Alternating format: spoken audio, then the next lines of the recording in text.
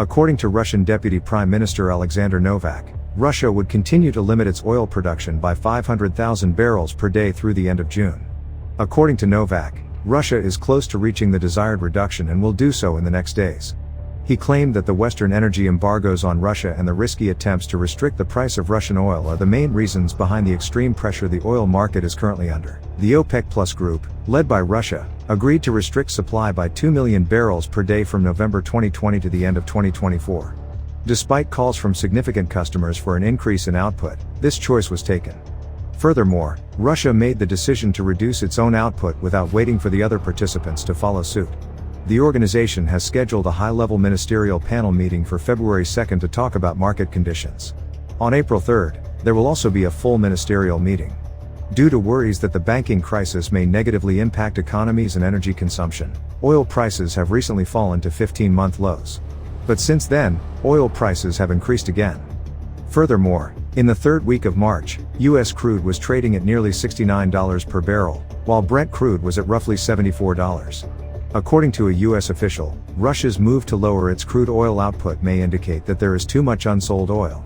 Ben Harris, an assistant secretary in the U.S. Treasury Department, claims that Russia's incapacity to sell all of its oil is the reason behind their recent decision to reduce crude oil production by 500,000 barrels per day in January. Alexander Novak, the deputy prime minister of Russia, had earlier declared that following the Western price limitations on Russian oil and oil products, they will voluntarily lower production beginning the following month. The brief reduction of approximately 5% in output caused a rise in world prices.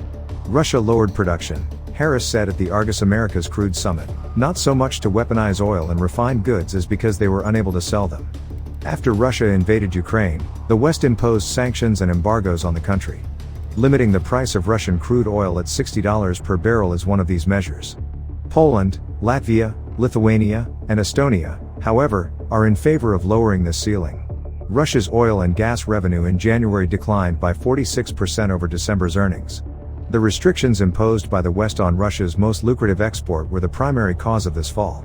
According to Harris, a spokesman, the goal of the oil price ceiling is to keep the market stable while cutting Russia's revenue. And it has been successful in accomplishing both goals. He also made it clear that no U.S. businesses have ever traded Russian oil for more than the maximum price. Michael Cohen, the senior U.S. economist for BP, stated at the conference that it is unclear how long the production cut will endure or whether Russia will stop producing oil due to difficulties putting it at the quota. Colin Parfitt, vice president of midstream at Chevron, said that it's still unclear whether the output reduction will make a big difference. The market is currently in a wait-and-see mindset in relation to the announcement, Parfitt continued. According to reports, Russia is still selling cheap oil barrels to a number of nations, including China and India. President of Mercoria Daniel Yegi claims that purchasing these Russian barrels is a very wise decision for many regions of the globe. In spite of this, Goldman Sachs recently claimed that Russia is being protected from the consequences of Western sanctions by its trading partners, who pay more for their crude than what is reported.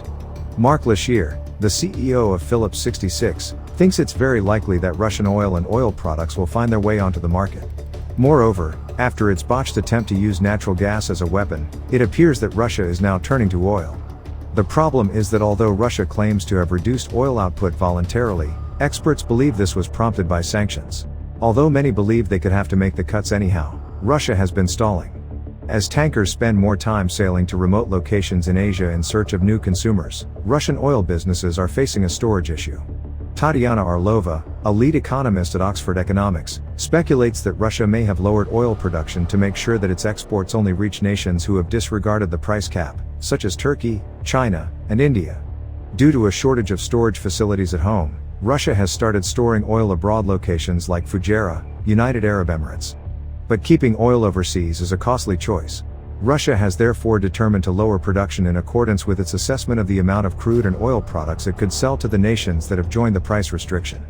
Now, the West had previously charged Russia with utilizing a weapon made of natural gas. Gazprom, a Russian gas supplier, ceased supplying Europe last year, claiming problems with payments and technology. Nonetheless, Western diplomats surmised that Moscow was using its dominating position as the bloc's main supplier of natural gas as a means of retaliation for the EU's support of Ukraine. Russia supplied the European Union with almost 45% of its gas imports last year, including liquefied natural gas. Due to this, Natural gas prices increased to previously unheard of levels, causing inflation and impeding the post-pandemic economic recovery. However, Europe has made a considerable recovery from this setback.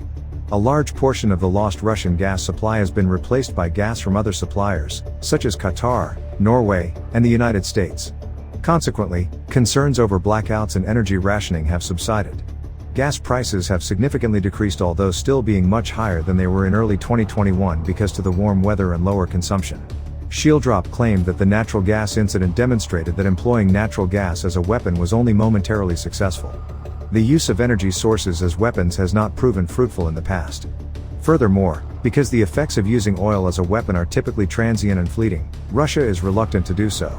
Because other nations can readily locate other oil sources, it might be harder for Russia to gain from using oil as a weapon. This has already occurred during the last 12 months. Moreover, Saudi Arabia and Russia are members of the OPEC+ alliance. The oil that Russia chose not to produce has not yet been replenished by the alliance. As a result, the price of a barrel of Brent crude increased above $85. Shieldrop stated that should Russia decide to undertake more reductions on their own, their stance might alter and oil prices would climb to the point where they would negatively impact demand. Should that occur, OPEC might respond to offset the impact of the price increase, which would be detrimental to Russia. A jump in fuel oil exports increased Russia's refined petroleum product shipments in the 4 weeks to December 31 to the highest level in 8 months, statistics from Vortexa collected by Bloomberg revealed on Friday. The data shows that for the 4 weeks leading up to December 31, Russian oil product exports averaged close to 2.7 million barrels per day, BPD, an increase of 6% over the 4-week average for the week ending on December 24. The 4-week average of Russian petroleum exports to December 24 was around 2.6 million barrels per day, up approximately 157,000 barrels from the average to December 17. This is the highest level of exports from Russia in over 7 months. December saw an average of 1.17 million barrels of gas, oil and diesel exported from Russia, which is the highest monthly export level of 2023. This was made possible by Moscow relaxing limits on the export of diesel and the resumption of loadings from Black Sea ports following minor delays caused by storms in November. Russia imposed a short embargo on diesel shipments in late September and early October, and prohibited the export of gasoline for about 2 months, from late September until mid-November. Russia's desire to stabilize domestic fuel prices in the face of skyrocketing crude costs and a declining ruble served as the driving force for the prohibitions. Estimates of Russian oil production and Moscow's adherence to its promised export limitations are further complicated by the most recent spike in gasoline exports and the ongoing high observed crude oil shipments. Until the end of 2023, Russia promised to cut its oil exports by 300,000 barrels per day. Russia announced that it would expand the export cut to 500,000 BPD in the first quarter of 2024 during the most recent OPEC+ meeting, which took place at the end of November. The reference export levels for the decrease would be May and June 2023. This quarter's drop will be made up of 200,000 BPD of refined products and 300,000 BPD of crude exports. What are your thoughts on Russia's move of cutting its oil production? Let me know down below. If you want to continue to learn about business investing and financial education, we have got this video waiting on the screen for you to check out. Don't forget to give this video a like and subscribe for more videos like this. Thank you so much for watching, and I'll see you in the next one.